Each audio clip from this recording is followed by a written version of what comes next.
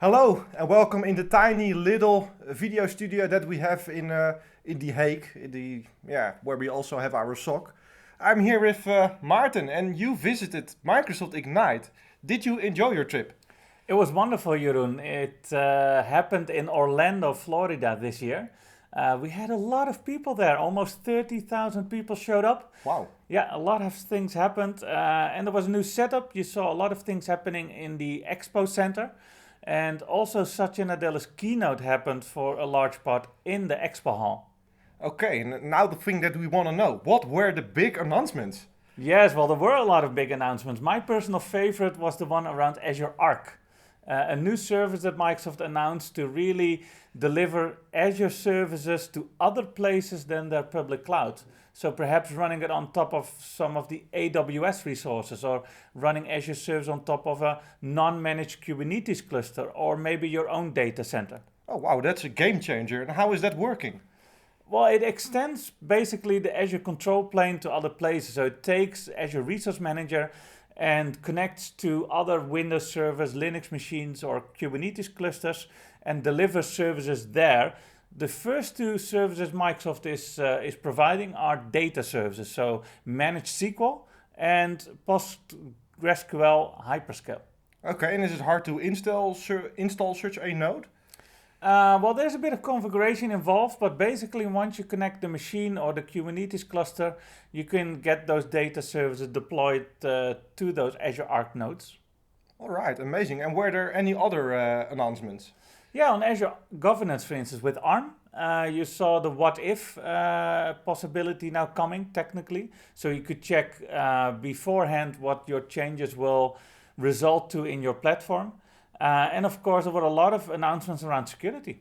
Around security, let's pick one of the products, Azure Sentinel.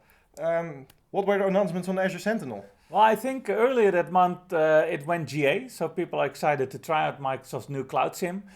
You saw a new feature called Livestream, so you could try out while events are coming in whether or not a certain query will capture them and convert that into an alert rule, which makes things way easier. New connectors were announced and a lot of stuff happening around Azure Sentinel. Okay, what new connectors were announced? Well, I think my personal favorite was the one around Zscaler. So that's been a service a lot of enterprises use, and they connect now back to Azure Sentinel, but also, for instance, the Defender ATP connector.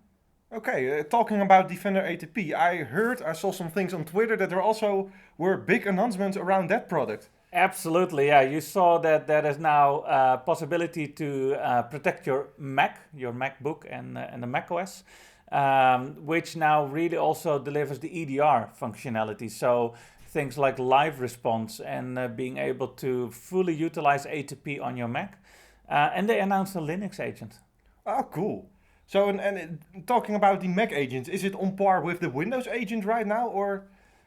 You see that the same level of protection you get on the Windows platform is delivered on Mac. So all these nice new protections you get on Windows are really extended into the Mac world with this new release. Okay, and the Linux agent, is it in preview? Can we test it? Can we play with it? Well, it's just been announced, so we can't use it yet. But certainly next year you'll see the Linux agent showing up.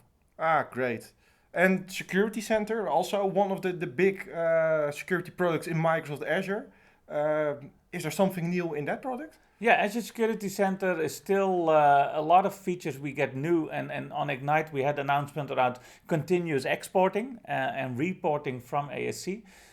We saw new control frameworks being added on UK NHS and new Azure SIS framework 1.1 that's now available in Azure Security Center. And we had a lot of announcements around Kubernetes. Kubernetes, well, tell me more about that. It's actually one of my favorite workloads on Azure right now. Right, you see a lot of companies investing in Azure Kubernetes because it seems to be this new middle layer they use for their containers running on PaaS. And you need to protect that as well. We had Azure Kubernetes as a managed service, but Microsoft announced Azure Kubernetes ATP, and you can now do container scanning. So it looks at the container image, whether or not the base image, for instance, has flaws and vulnerabilities. We look at best practices, whether or not the cluster has their networking configured right and such. And so you get Azure Kubernetes ATP that you can now link up with Azure Security Center that then sends information to Azure Sentinel. Oh, wow, that sounds great. And were there any cool parties? Normally there are big parties at Ignite, I know. Yeah, there were a lot of nights where you could party. A lot of people went there and other people went to steakhouses. But I think one of the fun parts was the Thursday night. Microsoft rented out Universal Studios and we did the new Harry Potter ride.